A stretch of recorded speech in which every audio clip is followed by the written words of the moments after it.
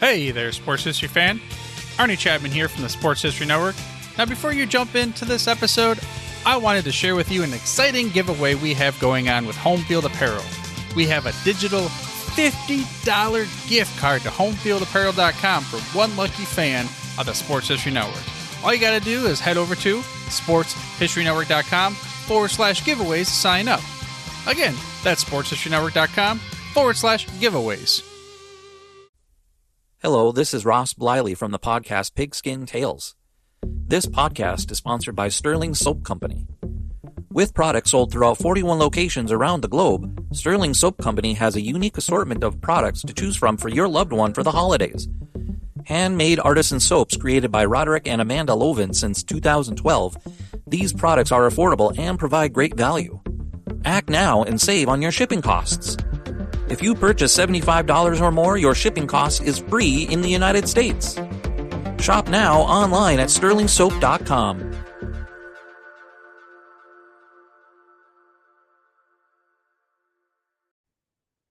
I'd like to welcome everybody back to the Football's Family Podcast.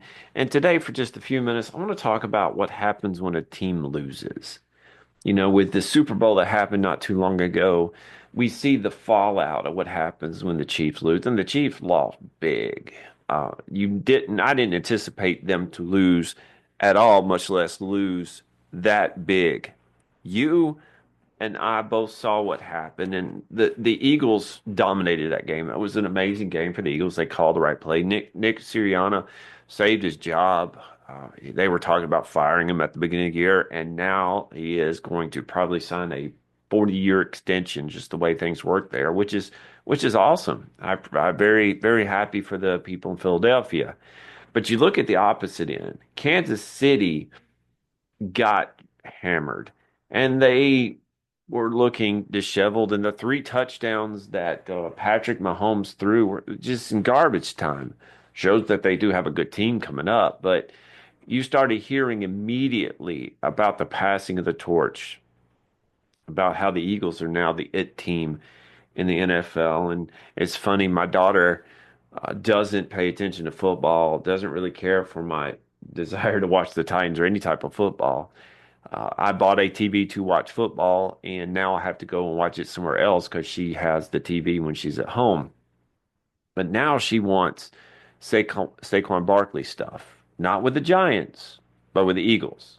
I bought her a shirt. She wants the Eagles hat, that sort of stuff. They're the it team now because of the Super Bowl. But now you're hearing Andy Reid is struggling with certain things. Travis Kelce didn't know if he was coming back. I just got a message that he's coming back for his next season. You're not hearing a lot about that. You're hearing about a lot of holes that they had. The offensive line couldn't stop anybody during the Super Bowl.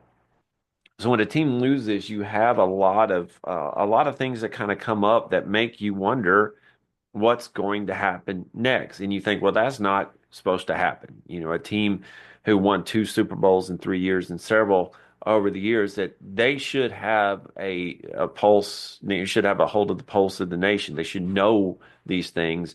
But it also shows you that the NFL is fickle. You win a Super Bowl and you're the it team. Will the Eagles respond next year? You're running into cap space. You're running into cap situations. You're doing that with every other team, really.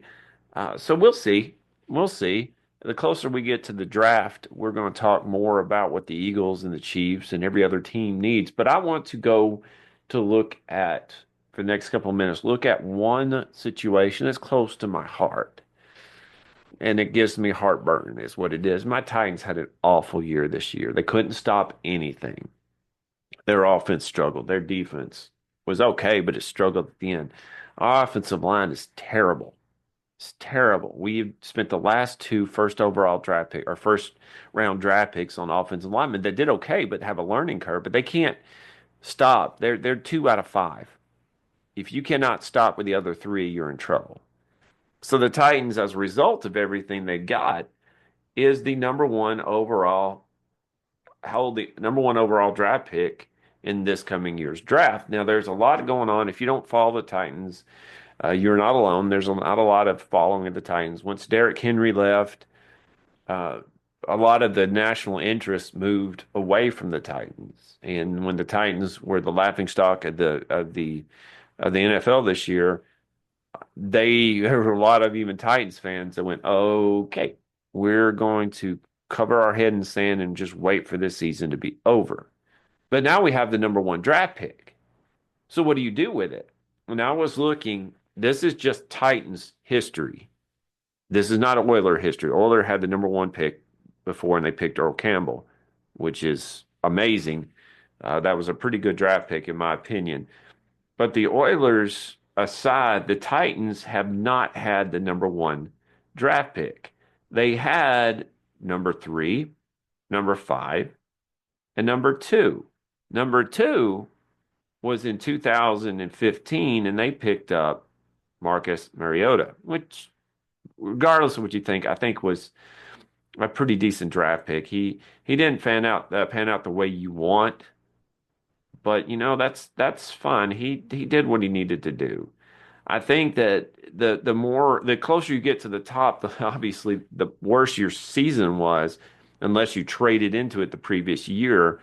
But I think also your expectations as a player, the expectation put on you as a player is heightened. And here's what I mean. If you were the number 32 pick overall or number 64, you have expectations and you want to do well. But if you're the number one draft pick, number two, number three, number four, in 2017, they picked up Corey Davis. I still have his jersey. Number five, he didn't work out. You whiff on something like that, especially an offensive need that you had for your team, then there you go. You struggle with that.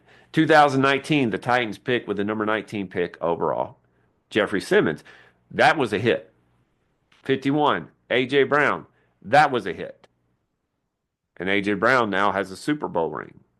Think about that. We gave up A.J. Brown. Yeah, wait, I don't want to talk about that anymore. But notice how in any team, if you mess up the first round, first overall pick, or your first round pick, period, but the first overall pick, you're in trouble. So now you have the whole NFL draft in front of you. Every player that you want is yours. Any of them, any of them, any of them. What do you do? Well, there's a lot of rumors that the Titans are going to trade out the pick. The problem is you have to find somebody to take that pick. Now, back in the day when Sam Bradford was doing it, they would get guaranteed contracts up in the 60 million range, not per year, but overall, which was incredible compared to the cap space at the time and compared to the fact that they're rookies and people who had played in the NFL for 3 or 4 or 5 years, who were established veterans and stars, could not bring that in. So you had the rookie wage scale, which kind of takes care of things. But even then, you're still going to find it hard for somebody to trade up. What is the number one draft pick worth? Back in the late in 1989, 1990, that sort of stuff, they had out of the Cowboys came up with, this draft pick is worth these draft picks. Had that kind of worksheet. Is that still applicable today, or is it something different? So if you are looking at the number one draft pick overall, do you trade down? If you do, would anybody be willing to trade up? And if they're willing to trade up, what are they willing to give you? Now that is the key, because with the Titans, our number one priority should be quarterback. Period. Do you have a quarterback in this draft that is worth the number one draft pick? Cam Ward is one of those things that I really like. Cam Ward. I think he's an impressive player and he will go somewhere. Problem is, do you want him number one? The one I'm hearing most of all is Travis Hunter, who is a beast. He could play both ways, as I'm seeing. I just got a message from NFL.com saying that he could play both ways, and he could. Cornerback, wide receiver. He is Deion Sanders type stuff, primetime type stuff. But Travis Hunter needs somebody to throw him the ball. And if you're a Titans fan, do you trust Will Levis to do that? And the answer is resounding no. So if you're the Titans, what do you do? Because if your team was the number one draft pick, number one overall draft pick, and they had that, and they needed everything because the Titans need everything. And that's part of the reason why I thought they were going to trade Jeffrey Simmons this year to get more draft picks. A rebuilding team have draft picks. The idea of losing Jeffrey Simmons hurt, but I got it because you find a contending team that needs somebody like a Jeffrey Simmons. You would find some people that were willing to give up a lot more than just a third round draft pick for somebody as great as Jeffrey Simmons. But how would you handle that? Because you think about some of the teams out there, Carolina, even Chicago, that they spent the number one draft pick that they got from Carolina on Caleb Williams, and I think Caleb Williams is going to be a good player. You look at other teams out there that what would your team do if they had the number one draft pick? What would San Francisco do? What would Seattle do? If Kansas City had the number one pick, what would they do?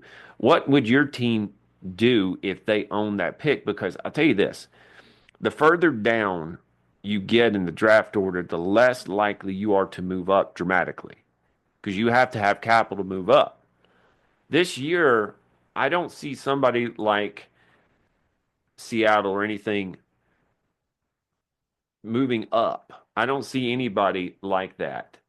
Let me see if I can pull up here real quick the order of the draft. See, the Titans, the Browns, the Giants, the Patriots, and the Jaguars are all top 5 picks. And you keep going down the list, and you find more and more teams that did well. Obviously, that's what happens when you do well, you go down.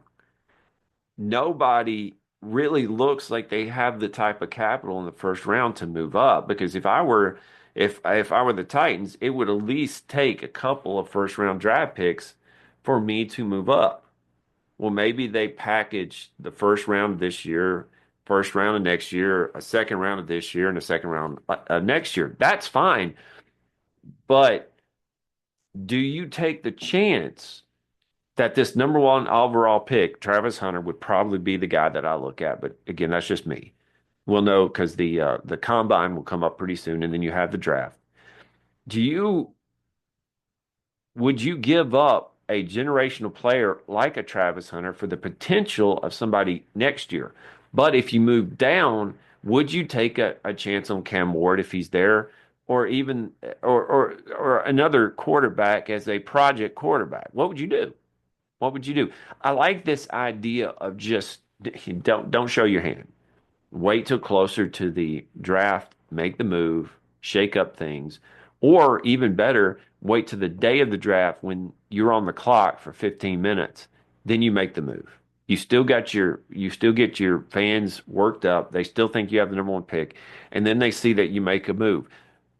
This year's draft, another problem, unless somebody wants Travis Hunter, because I think he's the overall best pick there is. I think that he is the guy that if somebody really wants him, they're going to sell the farm for him. Hold off on that. Hold off on that. And if no one bites, take him. And then look at a dart from Ole Miss, or if Cam Ward drops to the second round, look at him. You have a lot of potential as the number one pick to do what you need to do. So for the Titans, what do you think? What do you think that they do? If you are a GM, if you got the number one pick in Madden, what would you do? I want to thank y'all for listening today. If you'd like to come on one day to talk football, talk any type of sports for the Football's Family Podcast, just message me on Twitter at Jeremy_McFarland, and I will get you on. Thank you and have a great day. Hey there, sports history fan.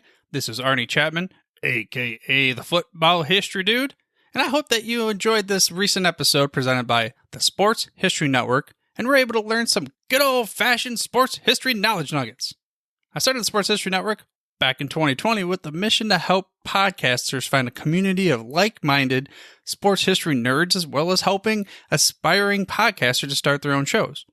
We have a little bit over 30 shows on the network right now covering all sorts of sports history, but as far as I'm concerned, we're just at the toothpick in the ocean moment, that can't even figure it out because there's so much more coming. We wanted to create the ultimate headquarters for sports yesteryear. starting with Podcast Network and our website, but we're going to continue to move into other mediums as well. And here's the cool part, because we want you to be part of our team. So if you're interested in starting your own podcast, or maybe being a guest on one of our shows, or who knows, maybe even writing an article for us over on the website. Seriously, all you gotta do is reach out to us on the contact page over at sportshistorynetwork.com. You can be as technologically savvy as a Neanderthal tapping on a stone trying to figure out this whole hieroglyphics thing back in the day. Again, it doesn't matter, because even if you don't understand the whole podcast space, we have a production team that can pretty much help you out with doing everything. All you gotta do, head over to sportshistorynetwork.com, head to the contact page, fill it out. That message goes right to me, and I'll reach out to you as soon as I can. But for now, dude, I'm through if you're through.